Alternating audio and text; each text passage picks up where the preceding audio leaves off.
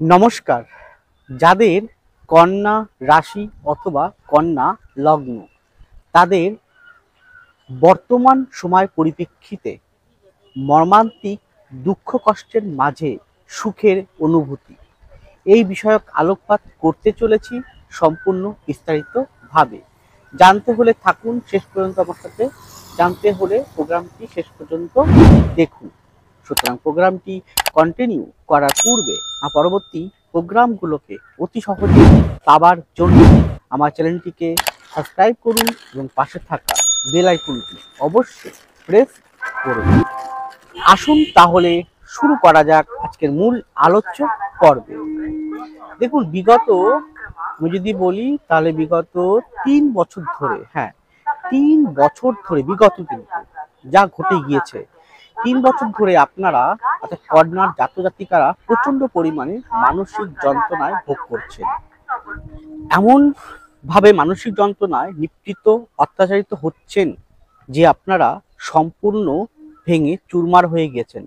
কিন্তু আমি বলতে পারি যে আপনারা এই মর্মান্তিক দুঃখ কষ্টের মাঝে সুখের অনুভূতি অবশ্যই লাভ করবেন আজকের প্রোগ্রামটির মাধ্যম দিয়ে।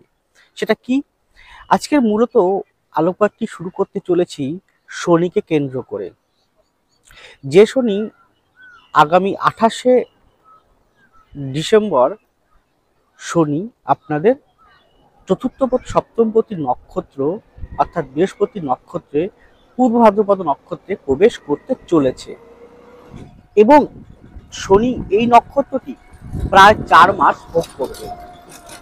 শনি যখন ট্রানজিট ঘটে যাবে অর্থাৎ শনি যখন প্রবেশ করবে মীন রাশিতে 29শে মার্চ 2025-এ, তখন এই নক্ষত্রটিকে নিয়েই প্রবেশ করবে।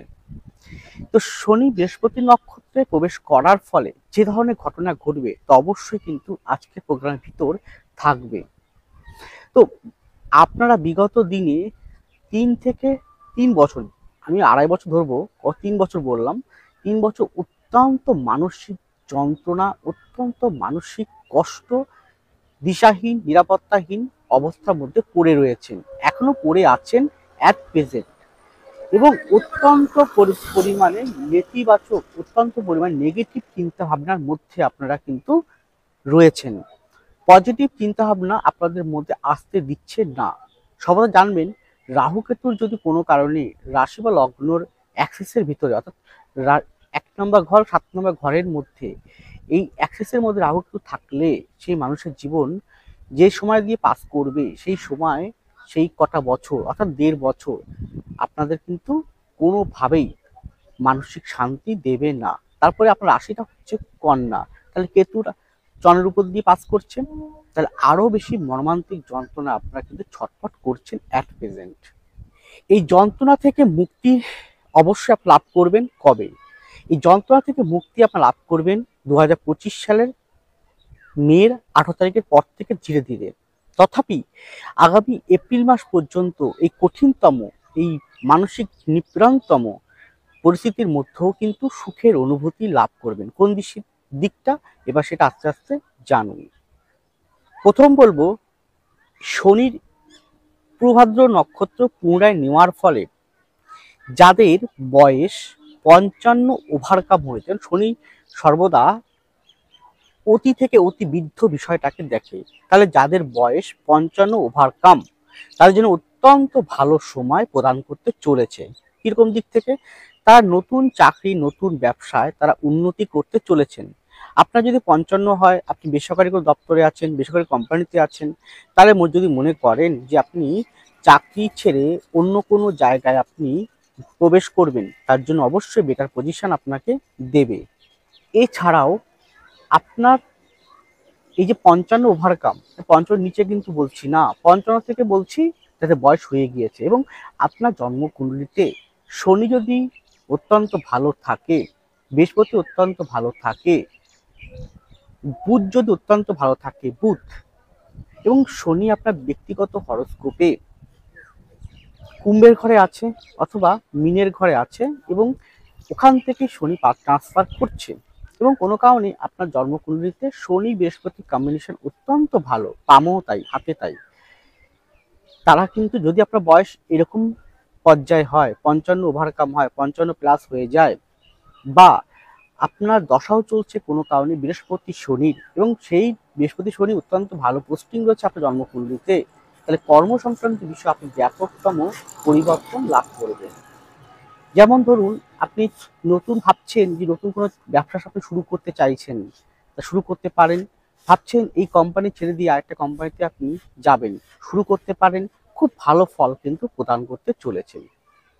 আরও কি কি এই কঠিনতম পরিস্থিতির মধ্যে আর কি কি অনুভূতি, সুখের অনুভূতি আপনি লাভ করবেন, সেটা এখন জানুন।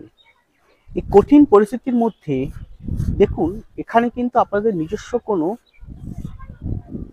পড়াশোনা, যদি আপনি পড়াশোনার সার্কেলে থাকেন, আপনি হয়তো স্টুডেন্ট, বা আপনি চাকরি পরীক্ষা দিচ্ছেন, বা আপনি উচ্চতর স্তরে পরীক্ষা দিচ্ছেন, বা আপনি গবেষণামূলক কর্মের সঙ্গে যুক্ত আছেন, কোনো গবেষণা করছেন, তাহলে কিন্তু অত্যন্ত ভালো ফল প্রদান করতে চলেছে।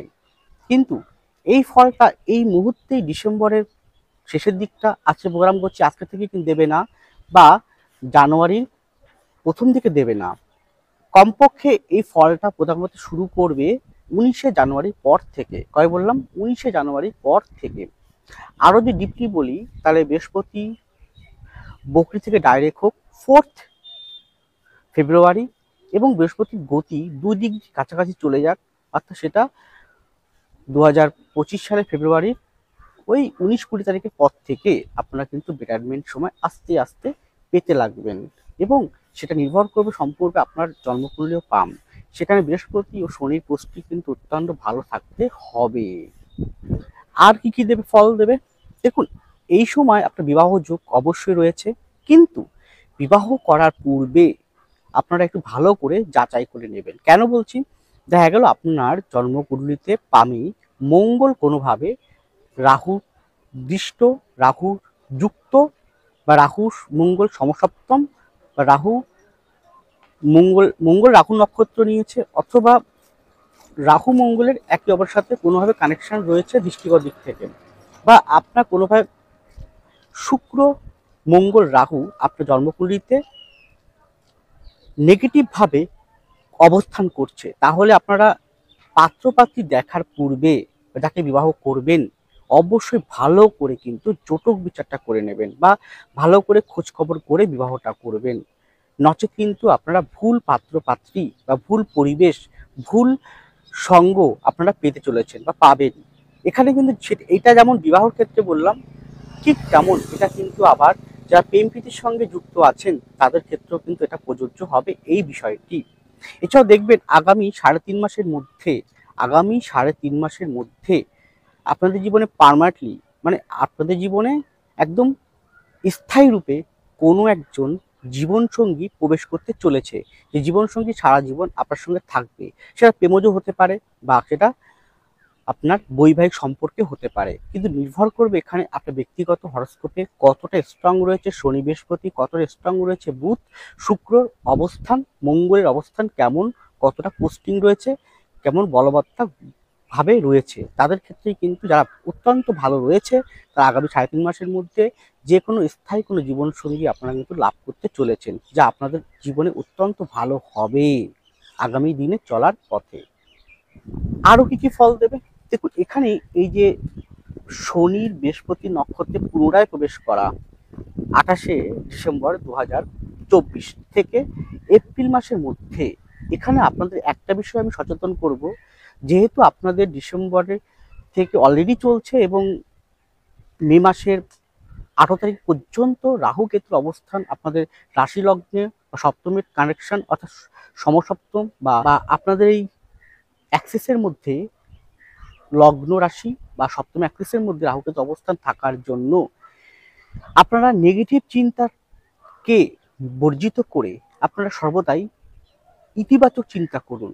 ভাবুন যে যা হয়ে গিয়েছে তা ঘটে গিয়েছে, সেটা আমার নিয়তি ছিল, আমার কর্মফল ছিল, কিন্তু আমি এই বিষয়টা পুনরায় আমার জীবনে আসতে দেব না।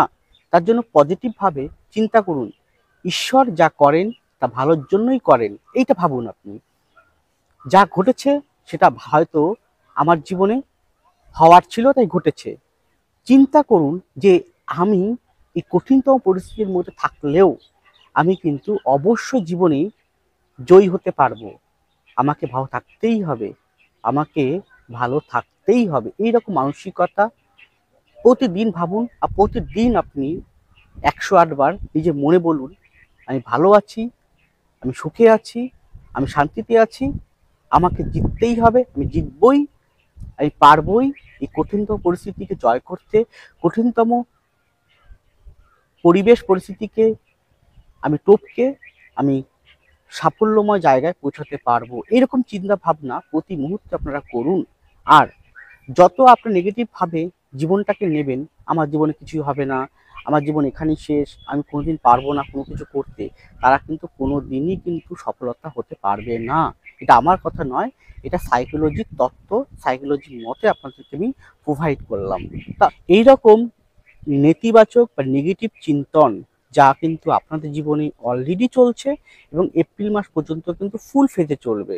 তথাপি বৃহস্পতি ডাইরেক্ট হওয়ার পর থেকে ফেব্রুয়ারি 19 তারিখ বা 20 তারিখের পর থেকে বৃহস্পতি 2 ডিগ্রি নেওয়ার পর থেকে আস্তে আস্তে কিন্তু জীবনের কিছুটা পজিটিভিটি আসতে লাগবে।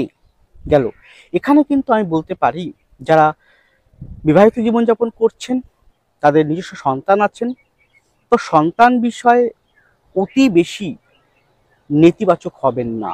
কারণ দেখুন, দেখা গেল আপনার সন্তান অত্যন্ত মেধাবী, অত্যন্ত ব্রিলিয়ান্ট সন্তান, হয়তো যে কোনো ক্লাসে বা যে কোনো পরীক্ষায় সন্তান হয়তো ফার্স্ট হচ্ছে বা অত্যন্ত ভালো নাম্বার পাচ্ছে। আপনি না ভাববেন এটা সন্তান জন্য ঠিক নয়, আরও ভালো ছিল, আরও ভালো দরকার ছিল। অর্থাৎ আপনি সবসময় সন্তানের প্রতি অসুখী, সন্তানের প্রতি আরও আপনাদের মনে ইচ্ছে সেটা থাকবে, অর্থাৎ কোনোভাবেই আপনি মনের শান্তি পাবেন না। সন্তান যতই অগ্রগতি ঘটুক, যতই তার গ্রোথ হোক না কেন, আপনার তথাপি আপনি পিতামাতা হয়ে সেই অনুভূতি, সুখের দ্বার পাবেন না। আপনি চাইবেন আপনার সন্তান আরও ভালো হোক, আরও ভালো হোক, অলরেডি সে ভালো হচ্ছে, তারপরেও মনে হবে আরও ভালো হোক, আরও ভালো হোক। এইটা থেকে বেরিয়ে আসুন। সন্তান যেভাবে এগোচ্ছে, যে গ্রোথে এগোচ্ছে, সেভাবে তাকে এগোতে দিন। আর নিজের ইচ্ছে পূরণটা না, নিজের ইচ্ছে পূরণ সন্তানের উপর চাপিয়ে দেবেন না। কারণ সন্তান নিজের মনের মতন করে এগিয়ে চলছে, নিজের গ্রোথ, নিজের কর্মক্ষমতা দ্বারা এগিয়ে চলছে, কিন্তু আপনার মনের ইচ্ছে পূরণ করতে গিয়ে সন্তান যেন আবার কাঁধে কোনো বইয়ের ভার বহন করতে করতে সে যেন নিচে না পড়ে যায়, সেটার দিকে ফলো রাখুন।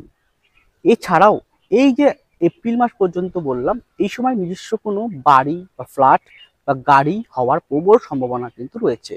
কিন্তু যারা বাড়ি করবেন, নির্মাণ করবেন, বাড়ি তৈরি করবে, বাড়ি কিনবেন, জমি কিনবেন, তাহলে অবশ্যই কিন্তু ভালো করে একবার খোঁজ খবর করে নেবেন। কারণ অলরেডি কিন্তু মঙ্গলের সাথে রাহুর কিন্তু একটা পার্সোনাল কম্বিনেশন এবং রাহুর দৃষ্টি মঙ্গলের উপর রয়েছে এবং মঙ্গল শনির উপরে দৃষ্টি করে রয়েছে। অতএব সেই হিসেবে কিন্তু অবশ্যই বাড়ি জমি কেনার আগে ভালো করে একবার যাচাই করে নেবেন যে কোথায় বাড়ি করছেন, কার কাছ থেকে বাড়ি কিনছেন, জমি কিনছেন, কোথায় ফ্ল্যাট কিনছেন, কোন স্থলে ফ্ল্যাট কিনছেন। কারণ এই সময় যদি ফেব্রুয়ারির মধ্যে বা মার্চ এপ্রিলের মধ্যে জমি বা বাড়ি বা ফ্ল্যাট কেনেন, তাহলে কিছুটা হলো নেগেটিভিটি, কিছুটা হলো বাস্তু দোষে পরিপূর্ণ অবস্থানগত জমি বা ফ্ল্যাট বা বাড়ি কিন্তু আপনি ক্রয় করতে চলেছেন। সেই দিকটা ভালো করে একবার খোঁজ খবর নিয়ে তবেই আপনারা কিন্তু অগ্রগতি বা অগ্রপথ ভাবে এগিয়ে চলুন। না হলে কিন্তু সমস্যায় পড়বেন পরবর্তী লাইফে গিয়ে। অর্থাৎ কবে গিয়ে? মে মাসের পর থেকে আস্তে আস্তে যত দিন যাবে ততই কিন্তু ওই যে নতুন বাড়িটা আপনি কিনবেন, যে নতুন বাড়িটা আপনি তৈরি করবেন, নতুন জমিটা কিনবেন, ফ্ল্যাটটা কিনবেন, সেই তাতে বাস্তু দোষের কারণে আপনার কিন্তু প্রতি মুহূর্তেই ভালো সময়টা নেগেটিভের মধ্য দিয়ে ভালো সময়টা ভালো আস্তে আস্তে আবার ক্ষতিগ্রস্ত হতে শুরু করবে। শরীর স্বাস্থ্যের দিক থেকে বলতে পারি, প্রথম বলবো অ্যাংজাইটিস, নার্ভ জাতীয় বিষয়, কোষ্ঠকাঠিন্য অর্শ জাতীয় বিষয়, ত্বক জাতীয় সমস্যা, ঠান্ডা সাইনাসের প্রবলেম, লিভার কিডনি এই জাতীয় বিষয়, আর ঠান্ডা সাইনাসের খুব প্রবলেম, শ্বাস প্রশ্বাস এই রিলেটেড, অর্থোপেডিক আর্থারাইটিস, শারীরিক কোনো অ্যাক্সিডেন্টাল। খুব সাবধানভাবে কিন্তু আগামী দিনে চলাচল বা চলাফেরা করবেন। আর এই কটা বিষয় যদি মনে হয় অবশ্যই টু বি ডক্টর। এরপরে আগামী এপ্রিল মাস পর্যন্ত আপনারা জীবন লক্ষ্য করবেন যে এই সময় আপনাদের জীবনে এমন কোনো ব্যক্তি, যদি আপনার হরস্কোপে সপ্তম ভাবে, অলরেডি সপ্তম ভাবে রাহু ট্রান্সফার করছে। সপ্তম ভাবে যদি কোনো কারণে শনি বা মঙ্গল বা কেতু অথবা বুধ অবস্থান করে, তার উপর দিয়ে কিন্তু পাস করছে রাহু। তাহলে আগামী এপ্রিল মাসের মধ্যে কোনো চিটিংবাজের পাল্লায় আপনি পড়তে পারেন, যে কোনো দিক থেকে খুব সাবধান। সংসার জীবনের ক্ষেত্রে আপনার কথাবার্তা, আপনার রাগ এবং কোথাও না কোথাও অপনিয়নকে বিশ্বাস না করা, কোথাও না কোথাও সন্দেহবাতিকতা, খুঁতখুঁতে স্বভাব তৈরি হওয়া, এইগুলো থেকে ত্যাগ করুন। কারণ আপনাকে কোথাও না কোথাও অবিশ্বাসের জায়গায় কিন্তু নিয়ে আসবে। এছাড়াও দুজন ব্যক্তির মধ্যে, স্বামী স্ত্রীর মধ্যে তৃতীয় কোনো ব্যক্তি প্রবেশ করিয়ে সমস্যা করতে পারে, সেটাও সম্ভাবনা কিন্তু প্রখরভাবে কিন্তু রয়েছে। সুতরাং এই কটা বিষয় মেনে চলুন, আর অবশ্যই মনের দিক থেকে যত রকম নেগেটিভিটি আছে ত্যাগ করুন। যদি আপনারা যদি ব্যক্তিগত যে কোনো বিষয়ের প্রকৃত অর্থে কনসালটেন্সি পেতে চান, সেটা আপনার পরিবার ভিত্তিক হোক, সাংসারিক জীবন হোক, বিবাহ হোক, প্রেমপ্রীতি হোক, পড়াশোনা হোক, সন্তান নিয়ে হোক, কেরিয়ার হোক, ব্যবসা হোক, চাকরি হোক, প্রমোশন হোক, আইনগত সমস্যা হোক, ধার দেনা হোক। ধার দেনার ক্ষেত্রে বলতে গেলে বলতে হয়, দেখুন ধার দেনা কিন্তু আস্তে আস্তে কিন্তু ঋণ পরিশোধ হতে শুরু করবে আপ টু 19শে জানুয়ারির পর থেকে। কিন্তু যাদের হরস্কোপে অবশ্যই অবভিয়াসলি মঙ্গল, বৃহস্পতি, শনি, অবভিয়াসলি আপনার শুক্র যদি ভালো থাকে, তাহলে কিন্তু আস্তে আস্তে আপনি ধার থেকে মুক্ত হতে লাগবেন। ধার দেওয়া সম্পর্কিত আইনগত সমস্যা, ডিভোর্স সমস্যা, যে কোনো সমস্যায় যদি মনে করেন প্রকৃত অর্থে কনসালটেন্সি পেতে চান, দিশা পেতে চান, তাহলে অবভিয়াসলি যোগাযোগ করুন আমার সাথে। আমি থাকি প্রতি শুক্রবার উত্তর কলকাতার শোভাবাজার চেম্বার, প্রতি রবিবার হাওড়ার বালি চেম্বার, এছাড়াও প্রতি বুধবার কৃষ্ণনগর চেম্বার, নিজ বাড়ি চাঁদপাড়ার চেম্বারে আমি থাকি। আসুন, অবশ্যই আপনার সঠিক পথ আমি দেখাতে বাধ্য থাকব। ভালো থাকুন, সুস্থ থাকুন, এগিয়ে চলুন। নমস্কার, জয় মা তারা।